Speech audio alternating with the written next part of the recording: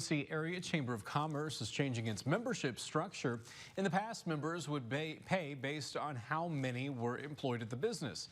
The more employees, the more they paid. Now they're offering an investment model based on the level of benefits you would like to access.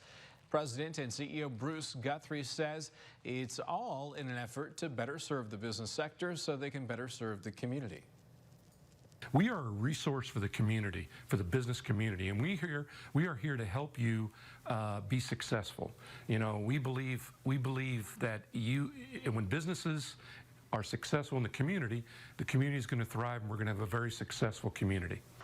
Guthrie says they offer benefits like access to networking events, chamber expertise to help solve business issues within your business, and social media leadership training.